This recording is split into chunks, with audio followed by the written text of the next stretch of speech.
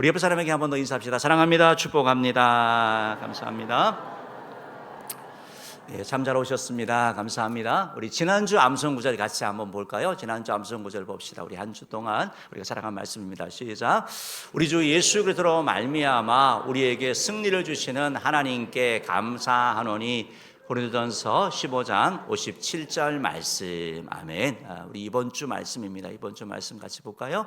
무릇 들어온 말은 너희 입 밖에도 내지 말고 오직 덕을 세우는데 소용되는 대로 선한 말을 하여 듣는 자에게 은혜를 끼치게 하라. 에베소서 4장 29절 말씀. 우리가 말로 우리 자신을 좀 돌아보는 그런 귀한 말씀 되면 좋겠습니다. 이제 여러분과 함께 이제 오늘 말씀을 이렇게 조금 나누려고 하는데요. 하나님의 은혜를 받은 자라는 제목으로 말씀 나누기 전에 사실 우리가 박수로 이렇게 한번 좀 축복하려고 하는데 오늘이 이제 봉사자의 날이거든요. 우리 교회에서. 그래서 여러 부서에서 정말 섬기는 분들이 있어요. 여러분의 식사를 위해서 섬기고 차량으로도 섬기고 또 방송으로도 섬기고 찬양팀 찬양대로도 섬기고 또 우리 주일학교 교사로 또 일부 예배 또 오셔가지고 섬기는 분들이 있고 뭐 차량 여러 가지 이렇게 섬기는 분들이 모든 분들이 계시고 또 직분을 맡아서 기간에 또 여러 가지 봉사하는 모든 분들이 계시는데요. 우리 그분들 위해서 한번 박수로 한번 이렇게 한번 축복합시다. 감사합니다. 귀한 직분도 잘 감당해 나가기를 바랍니다.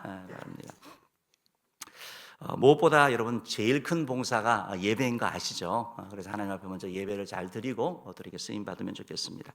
오늘 이제 하나님의 은혜를 받은 자 마리아에 대한 내용을 이렇게 조금 하려고 합니다. 오늘 본문 말씀은 수태고지라고 이렇게 알려진 부분인데요. 우리 PPT를 한번 좀 보여주시면 이제 오늘 본문 말씀을 가지고 천사가 찾아와서 마리아에게 바로 아들이 있을 것이다라고 하는 그 내용이 바로 수태고지 내용이거든요. 그래서 이 부분에 있어서는 이제 서양 미술사에서는 많은 그런 그림들이 있습니다. 이 수태고지를 나타내는 이 그림은 레오나르도 다빈치가 그린 이 그림인데요. 바로 천사가 와서 마리아에게 전하는 그런 내용, 뭐 성경적이지는 않지만 그러나 의미를 담고 이렇게 그린 걸 보게 됩니다. 이제 오늘 본문 말씀이 바로 이렇게 하나님의 특별한 은혜를 받은 한 사람을 소개하는데 그 사람이 바로 마리아이거든요. 26절 말씀 한번 읽어보겠습니다. 시작.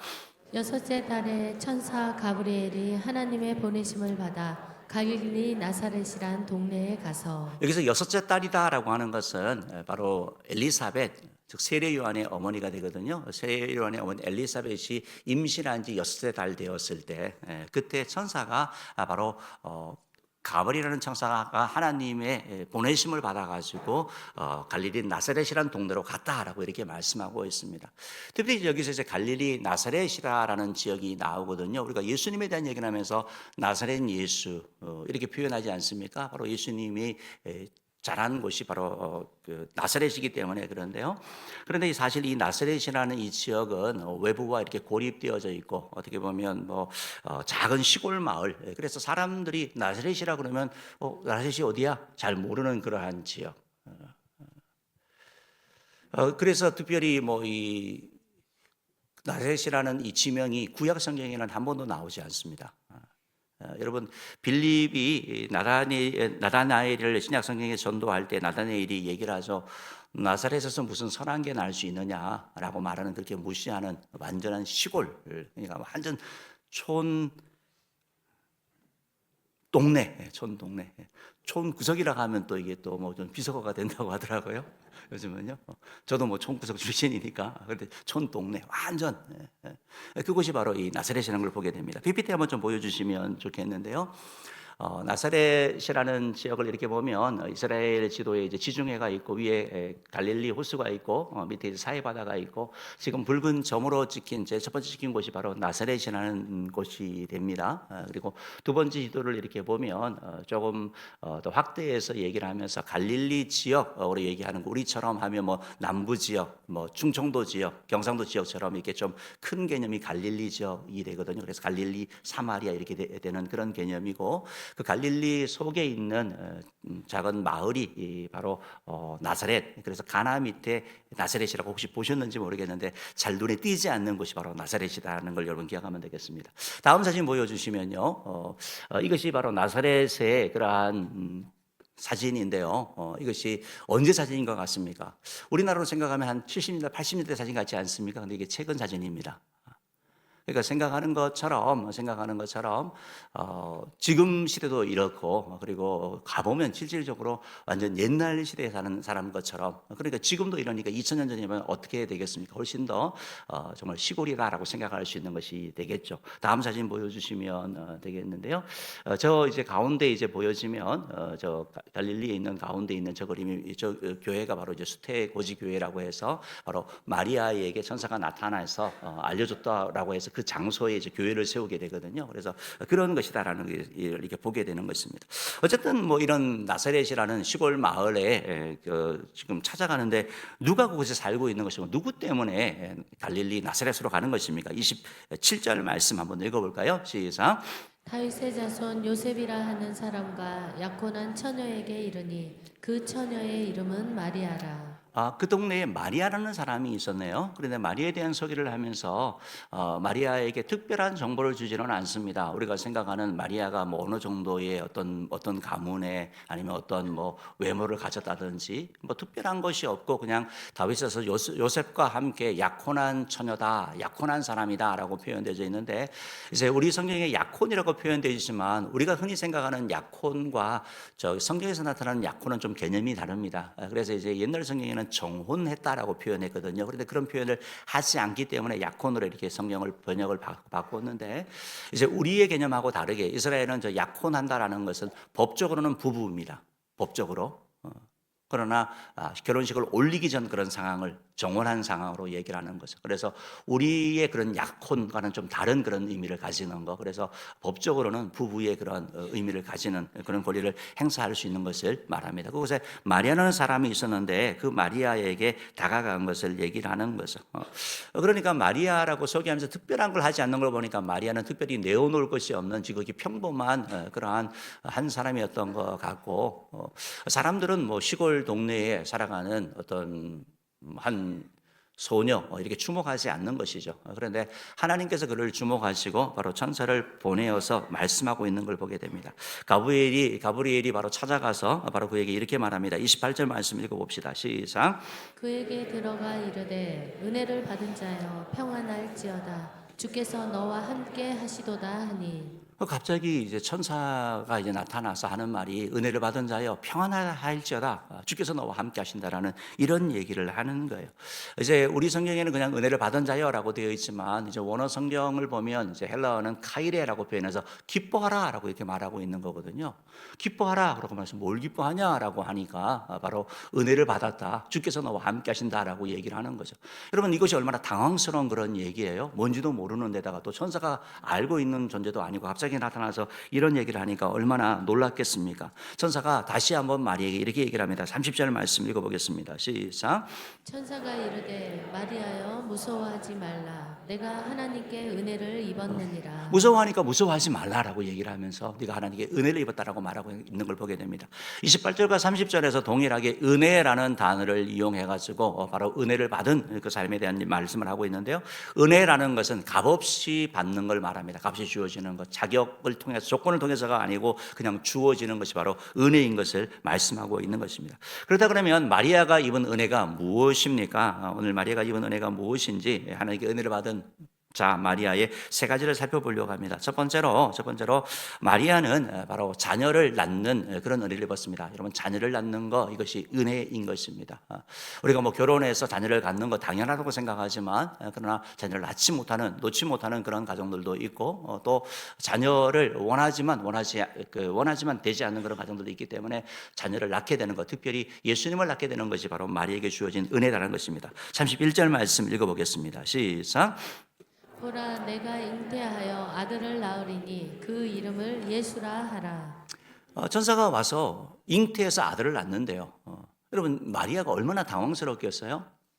자녀를 기다리는 가정도 아니고, 아직 지금 정혼을 한 상황이지만 식을 올린 그런 상황도 아니고, 그런데 갑자기 아들을 놓는다고 하니까 얼마나 놀라고 얼마나 당황했겠습니까? 더군다나 당시의 율법에 의해서는 이 부정행위죠. 이거 봤을 때는요. 부정행위, 이렇게 뭐 처녀가 애를 뺀다고 하면 돌로 맞아. 죽는 그런 일이 주어지든지 당연히 자연스럽게 파혼되는 것은 당연한 수순으로 여겨지는 것이 일반적인 것이었기 때문에 너무나 놀랄 수밖에 없는 그런 상황인 것이죠.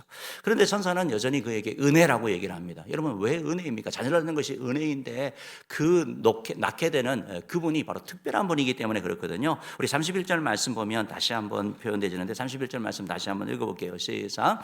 보라 내가 잉태하여 아들을 낳으리니 그 이름을 예수라 하라. 예, 누구냐면 자녀인데 그 자녀가 특별한 자녀예요. 누구냐면 예수님을 놓는 거예요. 예수를 놓을 거라고 얘기를 하고 있습니다. 예수라는 이름 그 자체는 마태복음 1장에서 말하는 것처럼 구원자의 의미를 갖습니다. 자기 백성을 저희 죄에서 구원할 자, 즉 죄로부터 구원할 구원자를 놓게 되기 때문에 바로 당신은 은혜를 입은 자다라고 얘기를 하고 있는 것입니다. 여러분 우리 인간의 역사에서 가장 큰 비역이 무엇입니까? 경제적으로 어려운 거예요? 정치적으로 혼란스러운 거예요? 사회적으로 문제가 생기는 거예요? 끔찍한 일이 벌어지는 거예요? 그런 것들은 해결할 수 있는 것이죠. 인간의 가장 큰 비극은 뭐냐면 죄의 문제거든요. 죄는 사람이 해결할 수가 없는 것이죠. 죄로 말미암아 하나님과 관계가 멀어졌고 죄로 말미암아 우리 삶의 모든 갈등들, 모든 문제가 생기기 때문에 이 죄의 문제는 해결할 수가 없는 그런 것이기 때문에 이 죄의 문제를 해결하기 위해서 예수님이 이 땅 가운데 오셨다라고 성경이 말씀하고 있는 것이죠. 베드로전서 2장 4절 24절 말씀을 보면 예수님에 대하여 표현하면서 이렇게 표현되거든요. 읽어봅시다. 시작. 친히 나무에 달려 그 몸으로 우리 죄를 담당하셨으니 이는 우리도 죄에 대하여 죽고 의에 대하여 살게 하려 하심이라. 그가 채찍에 맞음으로 너희는 나음을 얻었나니. 여러분 친히 나무에 달린다는 말씀이 무슨 말일까? 십자가에 죽으시는 걸 말씀하고 있잖아요. 그러니까 예수님이 십자가에 죽으심으로 말미암아 우리 죄를 담당했다. 내가 죄의 삭은 사망인데 대신 죽어주러 오신 것을 말씀하고 있는 거거든요. 예수님이 죽어주심으로 말미암아 우리는 죄에 대해서 죽고 의에 대해서 산다 말하면 죄값은 치렀기 때문에 이제 예수님의 의로 말미암아 하나님의 자녀가 되는 것이고 천국 가는 죄의 백성이 되는 걸 말씀하고 있는 거거든요. 예수님께서 이걸 하기 위해서 오셨다라고 말씀하고 있고 바로 그 예수님을 출생하는 것이니까 이것이 얼마나 큰 은혜가 되는 것입니까? 여러분 누가 우리를 죄로부터 구원할 수가 있습니까? 오직 죄 없으신 예수 그리스도 한 분이 이 일을 우리 가운데 행할 수 있는 것이죠. 그러니까 예수님의 탄생이 놀라운 것이고 자녀를 출산하는 것도 큰 은혜인데 그 자녀가 바로 예수님이라는 것은 말할 수 없는 정말 놀랄 로자의 그런 은혜가 바로 마리아에게 주어진 것을 보게 됩니다. 선사는 이 예수님에 대하여 조금 더 자세히 얘기를 하면서 그 예수님이 우리의 죄의 문제만이 아니고 우리 삶의 죄로 말미암아 파괴되었던 삶을 회복시키고 치유하시고 고치실 것에 대한 말씀을 하고 있는 걸 보게 됩니다. 누가복음 1장 32절 33절에서 천사가 계속해서 이런 얘기를 합니다. 읽어보겠습니다. 시작. 그가 큰 자가 되고 지극히 높으신 이의 아들이라 일컬어질 것이요 주 하나님께서 그 조상 다윗의 왕위를 그에게 주시리니 영원히 야곱의 집을 왕으로 다스리실 것이며 그 나라가 무궁하리라. 그 말씀 그대로 장차 그 아이가 태어나는데 예수가 태어나는데 예수는 저희 백성을 자기 백성을 자기에게 나오는 자의 죄 사함을 주시고 구원할 자이신데 그분이 어떤 분이냐 32절 말씀에서 그가 큰 자가 된대요. 예수님은 크신 분이 되는 것이죠. 그리고 그 예수님은 지극히 높으신 이 하나님의 아들이라 일컬음을 받는 하나님의 아들 예수 그리스도를 말씀하고 있는 것이고 또한 주 하나님께서 그 조상 다윗의 왕위를 그에게 다윗의 왕권을 주신다는 말씀은 바로 메시아의 탄생을 말하는 것이죠. 바로 그분이 바로 우리의 메시아 그리스도인 것을 말씀하고 있고 33절 말씀에 있어서는 더 나아가서 영원히 잠깐이 아니고 영원히 다스릴 것을 말씀하는 거예요. 이번에 예수 그리스도의 왕이신 예수님의 그 왕위는 영원히 변치 않는 통치와 변치 않는 다스림이 우리 가운데 주어질 것을 말씀하고 있다라는 것입니다. 특히 33절 말씀에서 다스린다라는 말이 너무 중요한 말이거든요. 주님의 통치를 받는 것. 여러분 누가 다스리냐에 따라서 나라도 다르죠. 나라가 다르죠. 뭐 우리 좀 안타까운 좀 그런 일들이 있잖아요. 우리나라 자세를 봤을 때. 여러분 창세기 2장에서 말씀하는 것처럼 처음에 하나님이 천지를 창조하시고 하나님이 우리를 다스려 주셨죠. 에덴 동산에서. 하나님의 통치를 받을 때는 그곳에는 기쁨과 즐거움과 평안과 행복하게 있는 거예요. 그런데 죄로 말미암아 하나님부터 벗어나서 우리가 하나님의 통치, 하나님의 다스림이 아닌 마귀의 권세, 마귀의 지배를 받을 때부터 문제가 생기기 시작하는 거죠. 불안과 갈등이 생기고 미움이 생기고 다툼이 생기고 시기가 생기고 살인이 생기고 악한 정욕이 생겨서 결국 파괴되는 삶을 살아갈 수밖에 없는 거. 그러니까 이 계속 우리가 타락한 이후에 제2의 지배, 사단의 지배를 받고 이렇게 살아가는 우리를 구원하기 위해서 예수님이 오시고 바로 그 통치의 다스림을 다 주님 앞에 올려드려야 될 필요가 있는 것을 말씀하고 있다라는 것이죠. 사랑하는 성도 여러분, 예수님은 이 땅에 오셔서 그 사단의 권세를 파하셨습니다. 어떻게 파하셨습니까? 십자가의 죽으심으로, 부활하심으로 말며. 그렇기 때문에 예수님의 그 왕권은 영원한 왕권이 되는 것이죠. 예수님의 권세는 사단이 이길 수 없는 그 권세가 바로 예수님이고, 그래서 아까 우리가 지난주 외운 말씀처럼 우리에게 승리를 주신 주님께 감사하는 말씀처럼 바로 예수님을 통해 우리에게 승리를 주셔야 되는 이런 일이 일어나게 되는 것이죠. 우리가 예수님의 다스림을 받을 때, 통치를 받을 때 죄로 말미암아 이끌어졌던 우리 삶의 어두움들, 우리 가운데 삐뚤어졌는 그런 상처들, 아픔들, 이것들이 치유되게 되는 거죠. 회복되어지게 되는 역사가 일어나게 되는 것이죠. 질병 가운데 그들이 치유되는 역사가 일어나게 되는 것이죠. 38년 동안 혈류병으로 앓던 여인이 바로 예수님을 만남으로 말하면 치유 역사가 일어나게 되는 것이고, 갈 길을 찾지 못해가지고 돈의 인생을 걸었던 삭개오처럼 돈돈돈 했던 그 인생이 변화되는 삶이 일어나게 되는 거. 귀신 들려가지고 흉악한 귀신 가운데 그 억눌림을 받던 사람이 예수 그리스도를 통하여 자유케 되는 이런 일이 일어나게 되는 거. 이게 바로 주님의 다스림이다라는 것입니다. 사랑하는 성도 여러분, 바라기는 저와 여러분이 이 땅 가운데 오신 예수 그리스도를 통하여 제사함만이 아니라 주의 다스림을 통하여 이런 통치가 이루어지기를 주님으로 축복합니다. 여러분, 핸델의 메시아가 있지 않습니까? 핸델의 메시아의 그 오라토리오의 그 할렐루야라는 곡이 있죠. 할렐루야 부분이 있잖아요. 할렐루야라는 부분에 어떻게 되어 있습니까? 왕의 왕, 주의 주, 또 주가 길이 다스리시리. 왕의 왕, 주의 주, 또 주가 길이 계속 반복되지 않습니까? 우리 송구정신 예배 때 이거 하시죠? 얼마나 벅차는지 몰라요. 할렐루야를 들을 때마다 벅차요. 감동이 있는 거예요. 왜냐하면 주님이 다스리신다. 이 말씀 따라 주어지는 거. 여러분, 주님의 통치가 있을 때 여러분 삶 가운데 풍성한 삶이 이루어질 줄 믿습니다. 그런 은혜가 여러분 가운데 있기를 바라고, 그 예수님의 그 은혜가 여러분 삶 가운데, 가정 가운데, 또 개인의 가운데 있기를 주님으로 축복합니다. 두 번째로 마리아에게 바로 이 일이 축복의 은혜가 된 이유가, 하나님의 은혜를 받은 게 뭐냐면, 여러분 하나님의 선택을 받은 것이 은혜예요. 선택을 받는 것이 은혜예요. 하나님의 선택을 받는 것이 은혜다라는 것을 여러분 기억하셔야 돼요. 그럼 누가 성모가 될 수 있습니까?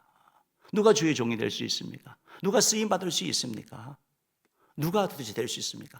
하나님의 주권적인 섭리인 거죠. 하나님이 선택하신 것을 말씀하고 있습니다. 우리가 생각할 때는 야, 그래도 만약에 이걸 한다면 뭔가 테스트를 해야 되는 거 아니야? 공평하게 모든 사람을 다 세워놓고 처녀들 데리고 해가지고 다 뭐 해가지고 뽑아야 되는 거 아니야? IQ 테스트도 하고 외모 테스트도 하고 믿음 테스트도 하고 다 해보고 그 가운데 제일 괜찮은 사람 뽑아야지 그게 공평하고 공정한 거 아니야? 라고 생각할 수 있는데, 오늘 하나님은 다른 말씀을 하세요. 누가복음 1장 28절 말씀 한번 읽어봅시다. 시작. 그에게 들어가 이르되 은혜를 받은 자여 평안할지어다. 주께서 너와 함께 하시도다 하니.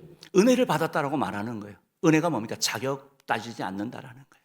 조건 따지지 않는다라는 거예요. 주님께서 부어주신 거예요. 은혜를 받았다고 선포하는 거예요. 이미 물어보지도 않고 은혜를 받았대요.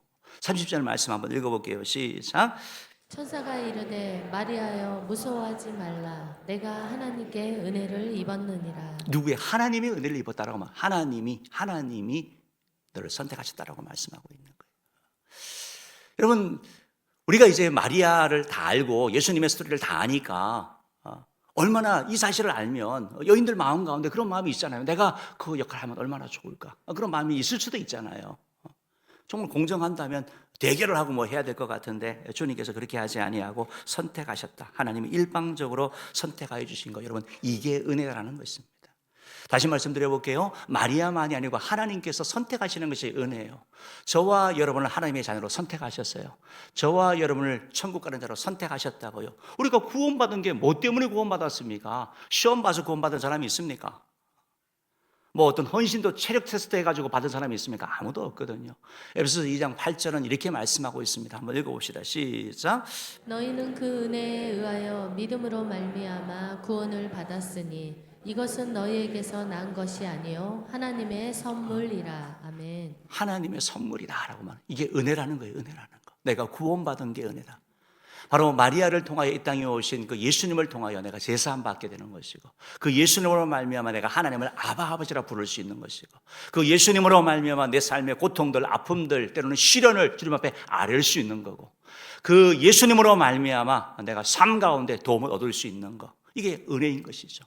우리가 죽음을 두려워하지 않는 것, 천국 가게 되는 것, 바로 예수님께로 주어지는 것이니까 이게 하나님의 은혜인 것을 우리가 고백하게 되는 것이죠. 사랑하는 여러분, 이런 은혜가 우리가 받았다라는 거예요. 그래서 나에게 준 은혜를 기억하는 것이 참 중요하다는 것입니다. 사실 우리는 큰 은혜를 받기를 원하는데, 여러분, 큰 은혜를 받는 것보다 더 중요한 건 뭐냐면 받은 은혜를 잘 관리하는 거예요. 관리하는 거. 하나님 우리에게 다 은혜를 주셔요. 그 은혜를 우리가 감사하고 잘 감당하고 잘 보관하면 우리 마음 가운데 기쁨이 넘쳐요. 감사가 있습니다. 웬만한 가운데 흔들리지 않아요. 근데 은혜가 떨어지면 시험 드는 거예요. 은혜가 떨어지면 흔들리는 거예요. 그래서 우리가 이걸 잘 관리할 필요가 있는 것이고, 구원의 감격, 내가 제사함마다 천국 간다는 그 사실을 통하여 얼마나 감격하고 얼마나 기뻐했습니까? 그런데 시간이 지나면서 그거 당연한 거 아니야? 이런 태도가 우리 가운데 있을 수밖에 없는 것이죠. 이걸 우리가 내어놔야 되고 잘 관리해 나갈 때 주의 은혜가 우리 가운데 임하는 것이죠. 또한 하나님께서는 우리에게 구원의 은혜만이 아니고 우리에게 봉사할 수 있는 그런 직분을 주신 것을 말씀하고 있죠. 디모데전서 1장 12절 말씀입니다. 읽어봅시다. 시작. 나를 능하게 하신 그리스도 예수 우리 주께 내가 감사함은 나를 충성되이 여겨 내게 직분을 맡기심이니. 하나님께서 우리를 구원하실 뿐만 아니라 여러 가지 주의 일을 감당할수록 직분을 주시는 걸 말하고 있는 거예요. 이것도 시험 봐서가 아니고 우리를 충성되이 여겨주시는 거로, 믿어주시는 거로, 기대해 주시는 거로, 그래서 주님께서 이걸 주신다라고 말씀하고 있는 것이죠. 저도 이 말씀을 이렇게 묵상을 하고 하면서 저도 이제 목회자가 되고 이렇게 한 상황을 봤을 때 사실 주의 은혜죠. 은혜죠. 함께 신앙생활하고 학창시절 같이 보내던 친구들 가운데 더 훌륭하고 성품도 좋고 더 좋은 그런 사람들이 많았거든요. 그런데 어쨌든 하나님의 어떤 부르심에 의해서 이렇게 주의 일을 할 수 있다라 하게 된다라는 거. 그런데 그것이 은혜라고 고백할 수밖에 없다라는 거. 사랑하는 성도 여러분, 하나님께 선택을 받는 것이 은혜인 것입니다. 하나님께서 여러분을 하나님의 백성으로 삼으시고 여러 가지 일들을 맡기실 때 왜 나예요가 아니고 그것이 하나님 앞에 감사함으로 나가는 그런 주의 종되기를 주님으로 축복합니다. 먼저 세 번째로 마리아가 이렇게 선택을 받은 것은 바로 순종을 선택한 것이 여러분 은혜예요. 하나님이 계획을 하셨습니다. 이 땅에 메시아를 보낼 계획을 하시고 그리고 그 일을 마리아를 통해서 이루기를 원하셔서 선사를 보내셔서 말씀하셨습니다. 그리고 이제 선택을 할 수 있습니다. 선택이 바로 마리아에게 주어졌는데 마리아가 순종을 선택하는 거예요. 여러분, 순종을 하는 게 선택이에요. 이것이 은혜예요, 은혜. 내가 뭘 해서 한 것 같은데 나중에 지나보면 하나님께서 순종할 수 있는 마음을 주신 거예요. 하나님께서 내 마음 가운데 내 마음이 강팍해지지 않고 하나님을 바라보게 하고 내가 그 일을 아멘으로 받아들일 수 있도록 주께서 도와주신 것을 보게 되는 것입니다. 오늘 성경 이렇게 한번 보면 마리아가 사실 너무나 당황스럽잖아요. 그러니까 이런 얘기를 하는 거죠. 34절 말씀 읽어봅시다. 시작. 마리아가 천사에게 말하되 나는 남자를 알지 못하니 어찌 이 일이 있으리까. 무슨 말입니까? 무슨 아들을 낳는다고요? 지금 말도 안 되잖아요. 라고 하면서 마리아가 질문하는 거죠. 그래서 천사가 얘기를 합니다. 35절 말씀 읽어봅시다. 시작. 천사가 대답하여 이르되 성령이 내게 임하시고 지극히 높으신 이의 능력이 너를 덮으시리니 이러므로 사실 거룩한 이는 하나님의 아들이라 일컬어지리라. 마리아가 불가능하다고 말하는데 있을 수 없는 일이라고 얘기를 하는데 천사가 무슨 얘기냐면 성령의 역사를 통해서 가능하다라고 말하고, 성령이 내게 임하시고 높으신 능력이 너를 덮으면 그 일이 가능하다라고 이런 충격적인 얘기를 하는 거예요. 안 믿어지는 얘기를 하는 거예요. 그리고 여기서 그치는 것이 이제 아니죠. 사실 여기서 그치는 것이 아니죠. 36절 말씀 보면 이런 말씀도 하죠. 읽어봅시다. 시작. 보라, 내 친족 엘리사벳도 늙어서 아들을 배었느니라. 본래 임신하지 못한다고 알려진 이가 이미 6달이 되었나니. 너 친척 지금 엘리사벳 있지 않냐? 그분 나이가 많아서 애 못 낳는다고 다 소문나고 다 알고 있잖아요. 너 친척이니까 잘 알잖아. 남의 얘기가 아니라 지어낸 얘기가 아니라 네가 실질적으로 알고 있잖아. 그런데 지금 엘리사벳이 6개월 되지 않았느냐. 다시 말씀드리면 기적의 예를 주님께서 보여주시는 걸 말씀하고 있는 것이죠. 엘리사벳 예를 들어주니까 절대 못 낳는다고 했는데 애를 임신을 한 거예요. 그러니까 그렇다 그러면 가능할 수도 있지 않을까 생각을 하게 되는 것이죠. 37절 말씀 한번 읽어보겠습니다. 시작. 대저 하나님의 모든 말씀은 능하지 못하심이 없느니라. 아멘. 이제 이 말씀을 하는 거예요. 하나님의 말씀은 능치 못함이 없다. 사실 받아들이기가 쉽지 않은 그런 말씀을 하고 있는 거예요. 하나님의 말씀은 능치 못함이 없다. 우리가 알고 있잖아요. 하나님이 태초에 천지를 창조하시니라 빛이 있으니까 빛이 있게 되는 거. 잠잠하라 할 때 그 강풍이 있는 바다가 잠잠하게 쉬게 되는 거. 주님의 능력을 우리가 알고 있거든요. 하나님의 말씀이 능치 못함이 없다. 이 얘기를 던지는 걸 보게 되는 것이죠. 다시 말씀드리면 이 세 가지는 이렇게 볼 수가 있습니다. 우리가 어떤 하나님이 이런 계획을 갖고 계시는 거예요. 그런데 그 계획을 따라서 우리가 순종해 나가려고 할 때 우리처럼 아유 주님 내가 무슨 능력이 있습니까? 내 힘이 뭐가 있습니까? 내가 부족합니다라고 할 때 하나님께서 성령이 너에게 임하시고 너희가 성령이 너에게 임하시고 지극히 높으신 이의 능력이 너를 덮으면 감당하게 된다. 주의 일은 우리 힘으로 하는 게 아니라 성령의 힘, 성령의 도움을 하는 것이라고 말씀하고 있는 것이고 엘리사벳의 예를 드리는 것처럼 네가 순종해 나가면 네가 기적을 볼 거야. 네가 순종해 나가면 하나님의 역사를 볼 거야 라고 말하고 있는 것이죠. 우리 주변에도 있죠. 다 힘들고 어려운 상황 가운데 있지만 하나님을 바라보고 나가고 하나님께 기도하고 나가서 하나님의 역사를 체험한 사람들이 있거든요. 그걸 말씀하고 있는 거예요. 그리고 또 하나는 하나님의 말씀은 능치 못하는 일이 없다라고 말하고 있어서 하나님의 말씀을 통해서 우리가 말씀을 통해서 우리의 부정적인 생각 우리의 어떤 의심 많은 그 생각을 고치라고 주님께서 말씀하고 있는 것이죠. 말씀으로 우리를 이끌어가는 걸 말씀하고 있는 것입니다. 지금도 뭐 어떤 사람들은 여전히 동정녀 기사가 여전히 이제 어려운 부분 중에 하나래요. 예수님의 부활도 좀 성경에서 빼면 좋겠고 이 동정녀 탄생도 좀 빼면 나머지 성경은 그래도 좀 들을만한데 이거는 좀 받아들이기가 참 힘들다 이런 사람들이 의외로 있다고 합니다. 과거에 이제 그 오늘의 교회에 하영조 목사님이 연예인들 대상으로 연예인 교회를 하셨었거든요. 이제 그때 이제 그 연예인들 대상으로 성경 공부를 할 때 이제 고인이 되신 구봉서 장로님도 함께 이렇게 있었는데 연예인들이 이제 같이 성경 공부를 하면서 이걸 오늘 이런 본문을 다루니까 아이고 그래도 이거는 아니지 설마 어떻게 동정녀가 어떻게 처녀가 이렇게 애를 이렇게 뵐 수가 있어라고 막 이렇게 궁시렁을 했다고 합니다. 그때 구봉서 씨가 이제 이런 얘기를 했대요. 야 임마 마리아의 남편도 믿는데 네가 왜 못 믿냐? 남편도 뭐라 안 그러는데 왜 네가 시비 거냐? 뭐 이런 얘기를 했다고 합니다. 뭐 어쨌든 그런 일이 있었어요. 그래서 여러분 사실 처녀가 잉태하는 것이 인간적으로 참 불가능하지만 성령이 임하시고 지극히 높으시니 능력이 덮으시면 불가능이 가능하게 되는 거거든요. 우리 삶 가운데 이런 것을 나타나게 되는 거예요. 이 말씀을 들었어요. 마리아가 선택해야 되는 거예요. 말되는 얘기예요. 나는 그냥 내 인생 살아갈게요 라고 할 수도 있을 것이고 어떻게 반응하는지 한번 38절 말씀 읽어보겠습니다. 시작. 마리아가 이르되 주의 여종이오니 말씀대로 내게 이루어지이다 하매 천사가 떠나가니라. 여러분 순종은 즉각적으로 해야 되는 것 같아요. 이 말씀 보면서 마리아가 순종을 해요. 만약에 마리아가 이 말을 듣고 내가 주의 여종이니 말씀대로 내게 이루어집니다라고 말하면서 주님 그 말은 너무 좋은데 저는 좀 아닌 것 같아요. 저기 아이 기다리는 저기 귀혼 여성 있잖아요. 그 집에 좀 보내주십시오. 아니면 주님 내가 요셉에게 가서 좀 물어보고 올게요. 요셉이 허락하면 이거 할게요 라고 하기도 할 수도 있고 주님 내가 일주일만 좀 기도해 보겠습니다. 거의 안 한다는 얘기죠. 그럴 수도 있는 것이죠. 그런데 그렇게 하지 않는 거예요. 뭐라고 표현합니까? 주의 여종이오니 주의 여종이오니. 이게 하나님이 이걸 보게 하신 거예요. 내가 한 여인이지만 그러나 내가 마리아하고 내가 요셉의 종혼한 약혼녀지만 그러나 한편에서 나는 뭐냐 나는 하나님의 여종이라는 생각이 그 마음 가운데 더 크게 들어온 거예요. 하나님이 그런 믿음을 주신 거예요. 그래서 여러분 선택하게 되는 거예요. 그래서 순종을 선택하면서 주의 여종이오니 말씀대로 내게 이르지다 라고 말씀하고 있는 것이죠. 여러분 마리아가 뭐 순종적이고 원래부터 막 그래서 그런 성격은 아니에요. 왜냐하면 천사가 얘기를 다 따지잖아요. 어떻게 그런 일이 있을 수 있느냐 다 하는 사람이에요. 그런데도 뭐라고 생각합니까? 주의 여종이오니 하나님이 은혜를 주신 거예요. 우리도 어떤 순종의 상황이 있을 때 이렇게 볼 수도 있고 이렇게 볼 수도 있어요. 우리 인간적인 관점에 볼 수도 있고 하나님께 믿음의 눈을 열어서 우리를 보게 하실 때도 있다라는 거예요. 믿음의 눈을 보면 우리는 순종을 선택하게 되고 인간적인 눈으로 보면 우리는 불순종을 선택하는 것이 우리의 삶인 것이죠. 그래서 하나님께서는 순종을 아주 귀하게 여기시는 것입니다. 순종이 어렵기 때문에 그런 것이죠. 사무엘상 15장 22절 말씀 한번 읽어보겠습니다. 시작. 순종이 제사보다 낫고 듣는 것이 순양의 기름보다 나으니.